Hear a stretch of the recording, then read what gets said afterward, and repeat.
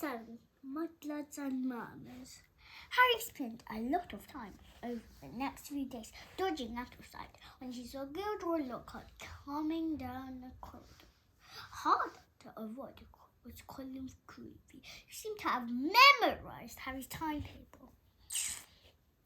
Nothing seemed to give Colin a bigger thrill than to say, "All right, Harry," 6 or 7 times a day, and hear "Hello, Colin" back. However, exasperated Harry sounded when he said it. Hedwig was still angry with Harry about the cart, and once one was still malfunctioning, surpassing itself on Friday morning by shooting out of one's hand in charms, and hitting tiny old Professor Flint squarely between the eyes, creating a large throbbing green boil where it had struck. Harry was quite glad to reach the weekend.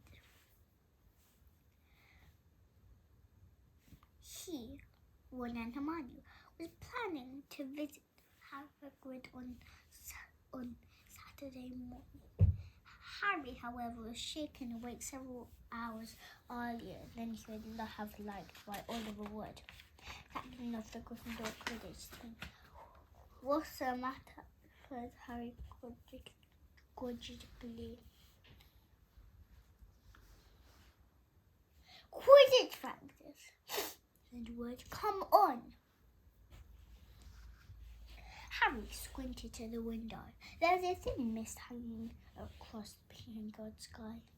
Now he was awake. He couldn't understand how he could have slept through the racket the birds were making. "Oliver," Harry croaked, "it's a crack of dawn." "Exactly," said Wood. He was a tall and burly 6th year, and at the moment his eyes were gleaming with a mad enthusiasm. "It's part of our new training program. Come on, grab your brooms and let's go. None of the other teams have started training yet. We're going to have first of the month this year." Yawning and shivering slightly, Harry climbed out of bed and yawned and tried to find his Quidditch robes. "Good man. Meet you on the pitch in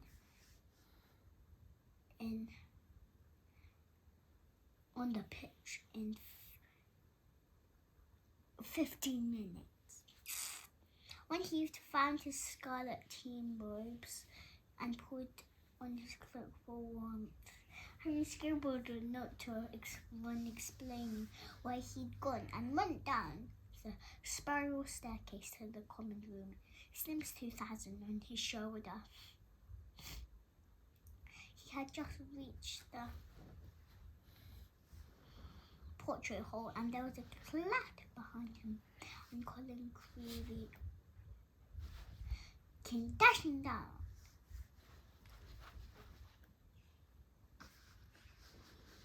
The spiral staircase, his camera swinging madly around his neck and something clutched in his hand.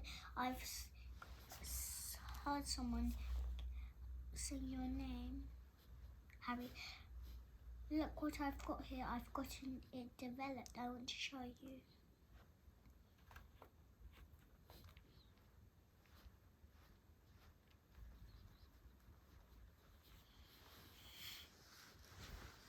Harry looked bemusedly at the photograph Colin was brandishing under his nose. A moving black and white Lockhart was tugging hard on an arm Harry recognized as his own. He was pleased to see that his photographic self was putting up a good fight and refusing to be dragged into view. As Harry watched, Lockhart gave up and slumped, panting against the right edge of the picture. Will you sign? Said Colin eagerly. No, said Harry flatly, glancing around to check that the room was really deserted. Sorry, Colin, I'm in a hurry. Quidditch practice. He climbed through the portrait hole. Oh, wow, wait for me. I've never watched a Quidditch game before. Colin scrambled through the hole after him. It's really boring, Harry said quickly, but Colin ignored him, his face shining with excitement. You are the youngest house player in 100 years, weren't you, Harry? Trotting alongside him. You must be brilliant. I've never filmed. Is it easy? Is that your own broom? Is that the best one there is? Harry didn't really know how to get rid of him. It was like having an extremely talkative shadow. I don't really understand Quidditch, said Colin breathlessly. Is it true? There are 4 balls, and 2 of them fly around trying to knock people off their brooms. Yes, said Harry, resigned to explaining the complicated rules of Quidditch. There are 2 beaters on each team who carry clubs to beat the bludgers away from this side. Fred and George Weasley are the Gryffindor beaters. What are the other balls for? Colin asked, stripping down a couple of steps because he was gazing open-mouthed at Harry. Well, the quaffle, the biggest red is the one that scores goals. 3 chasers on each team throw the quaffle.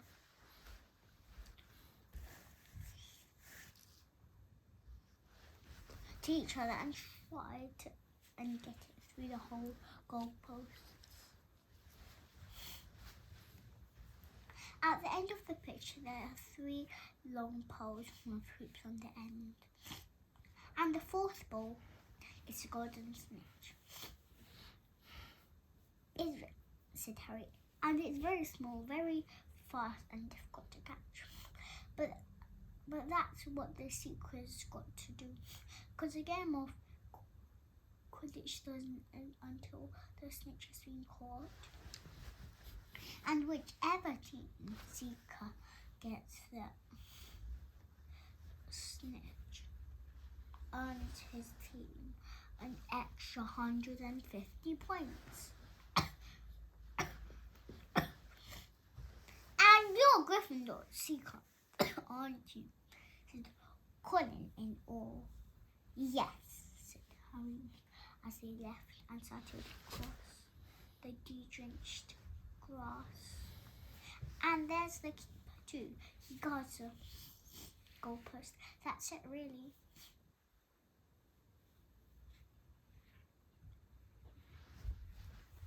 But Colin didn't stop questioning him, and Harry only shook him off when he reached the changing rooms. Colin called after him in a piping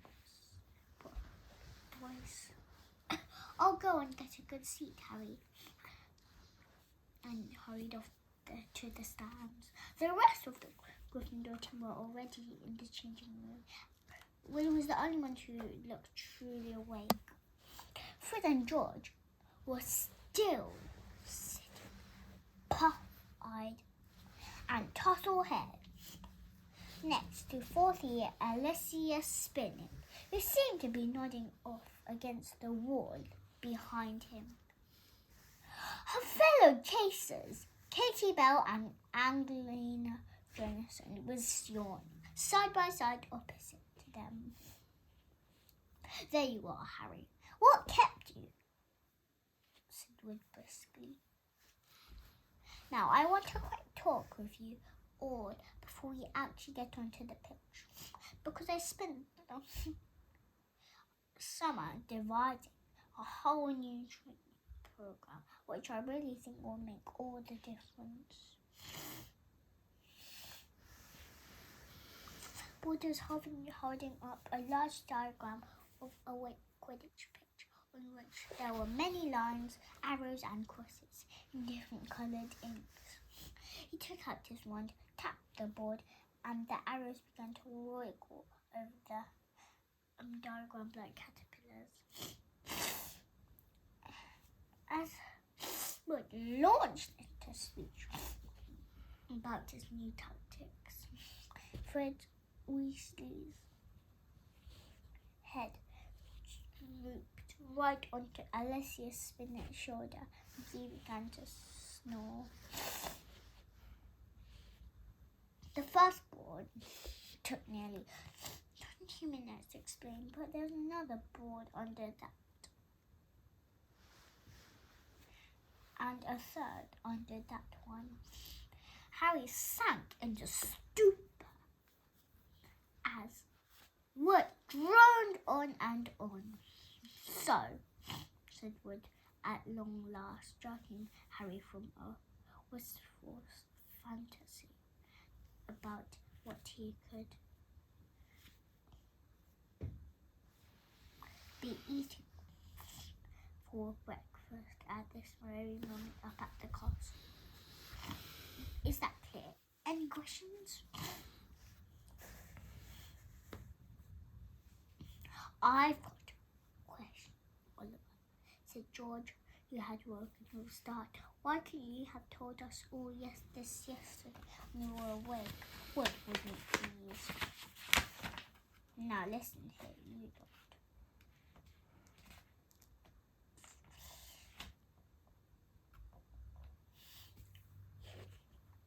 We should have won the Quidditch Cup last year. We're easily the best.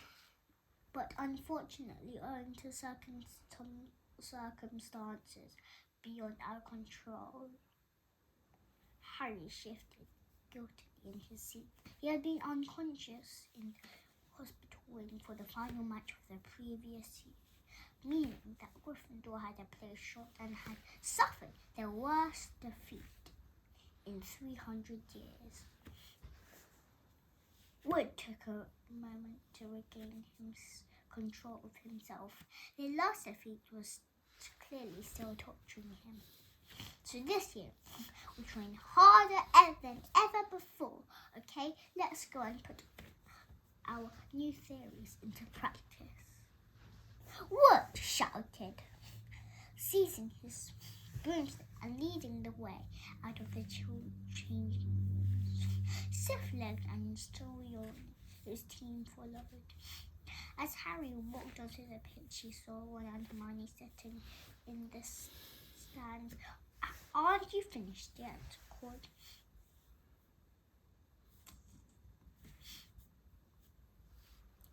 Ron incredulously. Haven't even started, said Harry, looking jealously at the toast and marmalade Ron and Hermione had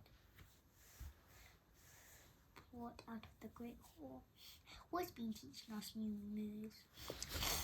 He mounted his broomstick and kicked at the ground, soaring up into the air.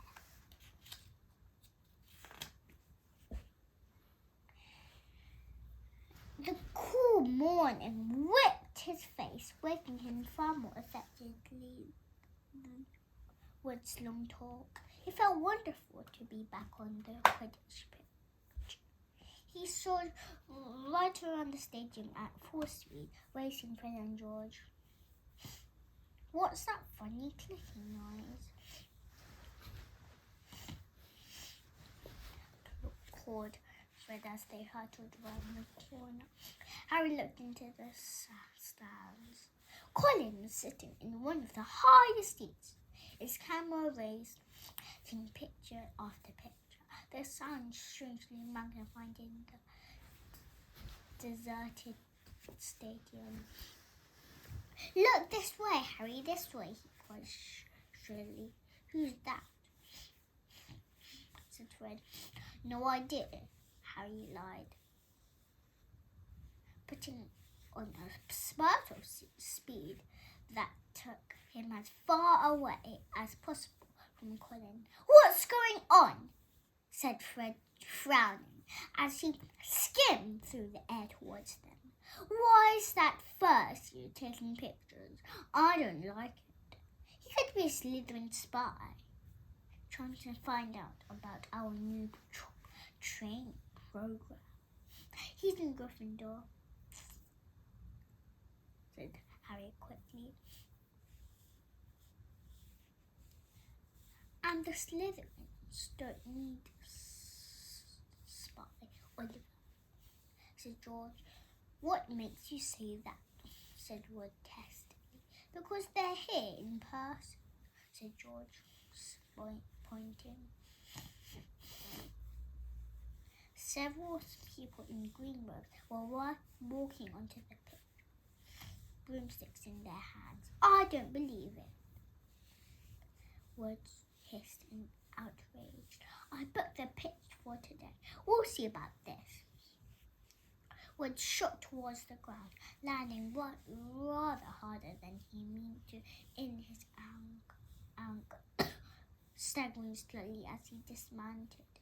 Harry, Fred and George followed. "Blind!"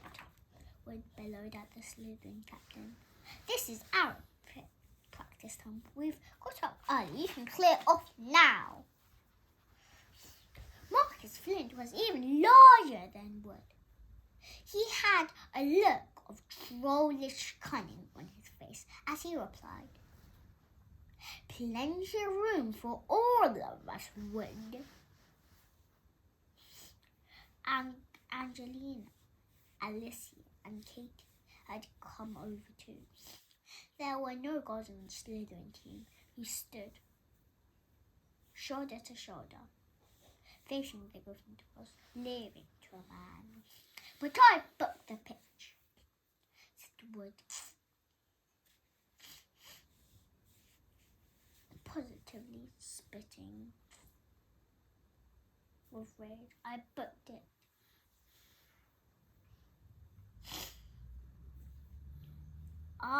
Professor Snape. Professor Severus Snape, give the Slytherin team permission to practice today on the Quidditch pitch, owing the need to train the new Seeker.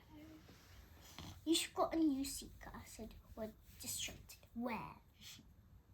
And from the 6 large figures before them came a 7th, smaller boy, smirking all over his pale, pointed face. It was Draco Malfoy. "Aren't you Lucius Malfoy's son?" said Fred, looking at Malfoy with dislike. "Funny you should mention Draco's father," said Fred as the whole Slytherin team was still more broadly smiled still more broadly. "Let me show you the generous gift he'd made to the Slytherin team." All 7 of them held out his broomsticks. 7 highly polished, brand new handles and 7 sets of fine golden lettering, spelling the words Nimbus 2001 gleamed under the Gryffindor's noses in the earliest sun. Very latest model. Only came out last month, said Fred carelessly, flicking a speck of dust from the end of his own. "I believe it outstrips the old 2000 series by a considerable amount. As for the clean sweeps," he smiled nastily at Fred and George, who were both clutching clean sweeps 5. sweeps the board of them. None of the Gryffindor team could think anything to say. Malfoy was still smirking so broadly his cold eyes were ready to slits. Oh, look. A pitch invasion.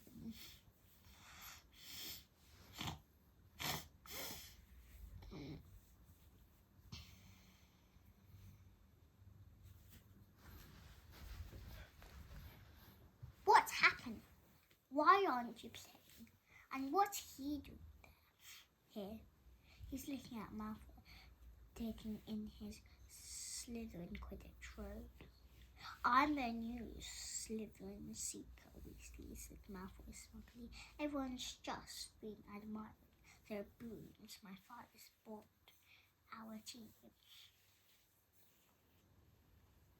Ron gaped, open-mouthed at the 7 superb broomsticks in front of him. Good, aren't they? Said Malfoy smoothly. Perhaps the Gryffindor team will raise some more gold and get new brooms too. You could raffle off those clean sweep 5s. I expect the museum would bid the Slytherin team.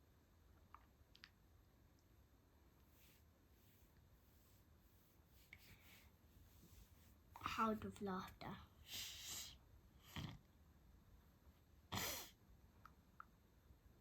At least no one on the Gryffindor team had to buy their way in, said Hermione sharply. They've got in on pure talent. The smug look on Malfoy's face flickered. No one asked your opinion, filthy little mudblood. Harry knew at once that Malfoy had something really bad because there was an instant uproar at his words. Flint had to dive in front of Malfoy to stop Fred and George jumping on him. Alicius shrieked, "How dare you!" And Ron plunged his hand into his robes, pulling out his wand, yelling, "You'll pay for that one, Malfoy," and pointed it furiously under.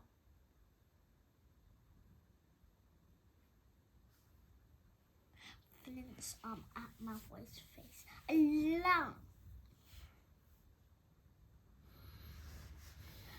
loud bang echoed around the stadium, and a jet of green lights shot out of the wrong end, hitting him in the stomach and sending him reeling backwards onto the ground. Ron, are you all right?" squealed Hermione. Ron opened his mouth to speak, but no words came out. Instead, he gave an almighty belch, and several slugs dribbled out of his mouth onto his lap. The Slytherin team were paralyzed with laughter. Flint was doubled up, hanging onto his new broomstick for support. Malfoy was all on fours, banging the ground with his fists.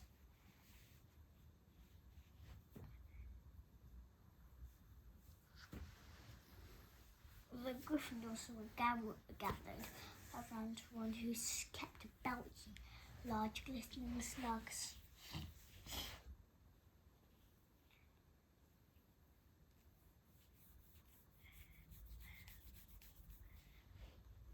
Nobody wanted to touch him.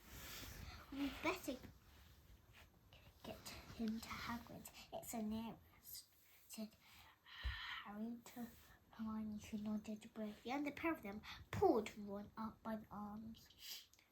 "What happened, Harry? Is he ill?" "But you can cure him, can't Colin had run down from his seat and was now dancing alongside them as they left the pitch. But Ron gave a huge heave and more dribbled down his front. All for today.